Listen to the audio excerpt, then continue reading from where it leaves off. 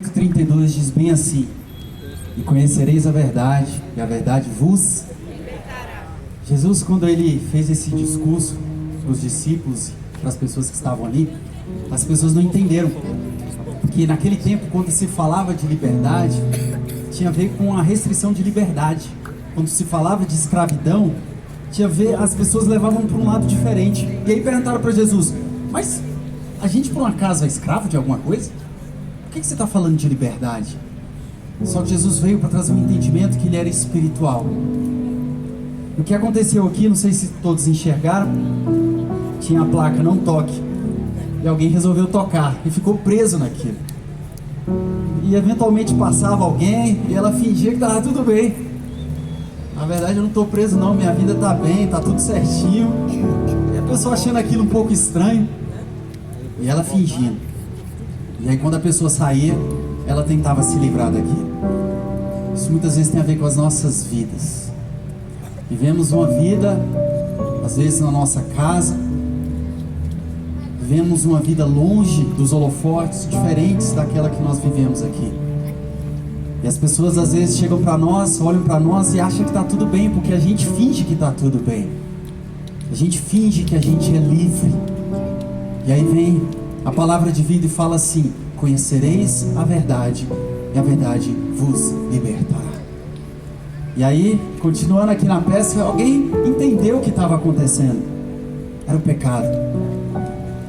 Voltando à história de Jesus, perguntaram para Jesus: e por um acaso nós somos escravos? Ele respondeu no versículo 34: em verdade vos digo que todo que comete pecado é escravo do pecado. E aí Jesus levou para um lado espiritual. Realmente vocês são livres, fisicamente falando, mas quando você peca, você se torna escravo do pecado. E só tem um que pode tirar a escravidão. E foi exatamente o que eles perguntaram para Jesus: como é que eu faço então para ser livre? E aí Jesus complementa: se pois o Filho vos libertar, verdadeiramente sereis livres. Somente Jesus Cristo, somente Ele tem o poder de nos tirar das amarras do inimigo, para que vivamos a mesma vida aqui, em qualquer lugar, dentro da nossa casa, no escondido. À luz do sol, a nossa vida precisa ser uma. E nessa noite, o Senhor quer tirar de nós toda amarra que nos prende ao pecado, a um pecado oculto. Muitas vezes é um vício, muitas vezes é a pornografia, muitas vezes são as drogas, a mentira. E a nossa tendência é fingir, como uma pessoa que fez, que está tudo bem, está tudo certo, porque eu tenho uma imagem a guardar. Eu vou contar uma história para vocês e nós vamos orar. Certo dia, tinha por volta de 9 anos, comecei a sentir uma dor muito forte no meu abdômen. Eu estava na fazenda da minha avó, lá pro lado de Goiás, uma dor muito forte, muito forte. E meus pais me levaram num posto de saúde, fizeram alguns exames clínicos ali e desconfiaram que eu estava com apendicite. Nós voltamos correndo de Goiás aqui para Brasília. Eu já fui internado. E me explicaram: você vai ter que fazer uma cirurgia, com 9 anos de idade. Eu, claro, como toda criança, fiquei com medo daquilo. Como é que vai ser esse negócio? Eu: não, você não vai sentir dor não.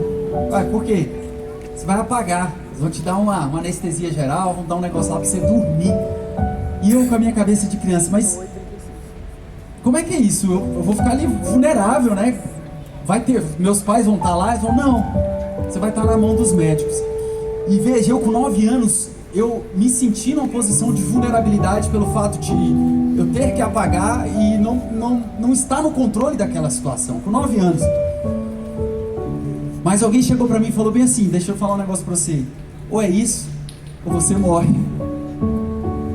Ou seja, a exposição, o fato de eu colocar minha vida na mão de outra pessoa, o fato de eu abrir mão de todo orgulho, de toda vaidade, isso fez com que hoje eu esteja falando com vocês aqui. Foi isso que me trouxe cura. A Bíblia fala: confessai uns aos outros nossos pecados.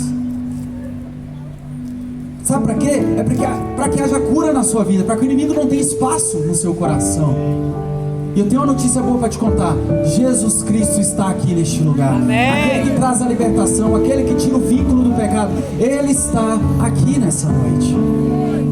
E essa palavra é para você que talvez não tenha Jesus no coração, mas talvez seja para você que já tem Jesus no coração, mas eventualmente você cai, você erra. Ele está aqui neste lugar com um perdão que é eterno. A graça de Deus é como uma cachoeira, uma água que não cessa, e ela te limpa por completo. Você pode até se sujar eventualmente, mas se você estiver nessa cachoeira da graça, você é limpo instantaneamente. E Ele está aqui neste lugar. Amém?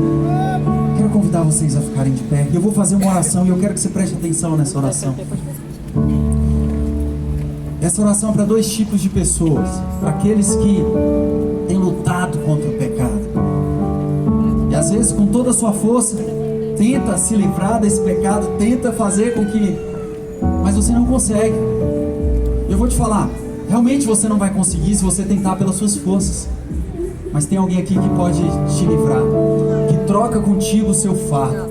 O nome dessa pessoa é Jesus Cristo de Nazaré. E eu vou fazer uma oração também para aqueles que não aceitaram Jesus ainda no seu coração. Talvez você tenha passado por aqui, estava de passagem. Eu posso te afirmar, você não veio aqui por um acaso. Nós não estamos neste lugar, nessa hora, nessa praça por um acaso. Você veio aqui porque Jesus quis que você estivesse aqui, para que você encontrasse com Ele, amém? Então feche seus olhos. Senhor Deus e Pai, nós colocamos a vida dos Teus servos diante de Ti. Que o Senhor possa receber aquele, Pai, que não Te conhece ainda nessa noite, que achou que passaria por aqui por um acaso, que seria uma noite comum, mas o Senhor preparou todo esse ambiente, toda essa estrutura para essa pessoa. Eu quero te falar que Jesus Cristo te ama. Ele morreu na cruz por você. Ele tem um plano para a sua vida, Ele tem um plano para a sua casa. E se você verdadeiramente crer nele como seu Senhor e Salvador, você será livre do pecado, de uma vez por todas, livre da escravidão do pecado. Eu coloco também, Senhor Deus, aqueles que estão aqui e que têm lutado dia após dia contra o pecado. Que eles possam entender que o Senhor é esse Deus que divide o fardo. O Senhor é aquele que carrega conosco o peso. O Senhor carregou sobre si na cruz do Calvário os nossos pecados. O castigo que nos traz a paz esteve sobre o Senhor. Por conta disso, hoje nós somos sarados. Nós precisamos de Ti, Senhor. Eu preciso de Ti, Senhor. Repita comigo: eu preciso de Ti. Eu preciso de Ti. Toma minha vida. Toma minha casa. Eu entrego as minhas falhas, os meus pecados a Ti. Em nome de Jesus. Amém. Amém. Você pode dar uma salva de palmas a Jesus? Glória a Deus. Eu quero fazer mais uma oração. E onde você está? Se de alguma forma toda essa encenação aqui falou contigo de algum momento, em algum momento, talvez pelo fato de você estar nessa luta contra o pecado, ou pelo simples fato de você não ter oportunidade ainda de aceitar Jesus no seu coração, aí onde você está, eu quero só que você coloque a mão no seu coração. Aonde você está? No seu lugar. Coloque a mão no seu coração. Amém. Nós vamos orar por você. Se tem alguém perto de você com a mão no coração, ore por ela agora. Senhor Deus e Pai, nós queremos entregar essas vidas ao Senhor Jesus Cristo. Espírito Santo de Deus, nós sabemos que o Senhor é um Deus que tem o poder de fazer tudo isso aqui. Simplesmente, Pai, para uma, duas, três pessoas não importa, porque o Senhor tem apreço pelas vidas que estão aqui neste lugar. E nós declaramos, Pai, não somente por aqueles que colocaram as mãos nos seus corações, mas por toda essa região. Vem com graça, Pai.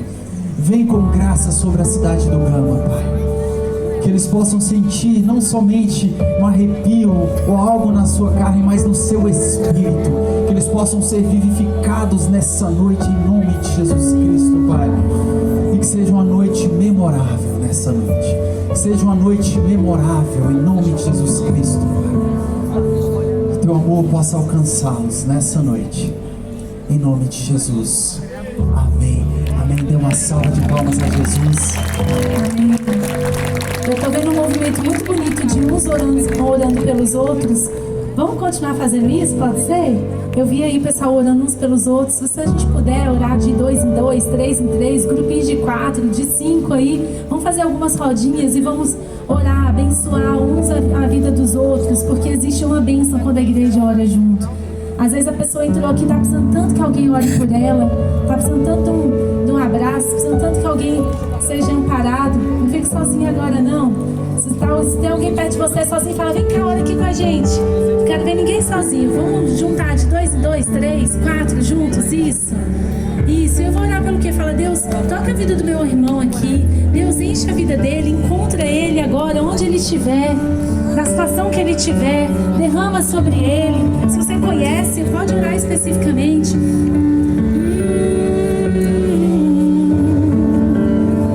Como é precioso que os irmãos vivam em comunhão. Ali o Senhor dispensa a sua bênção. Derrama, Pai, sobre cada pessoa nesse lugar. O Senhor é a nossa fonte de vida. Fortalece o cansado, alegra aquele que está abatido, consola o coração machucado.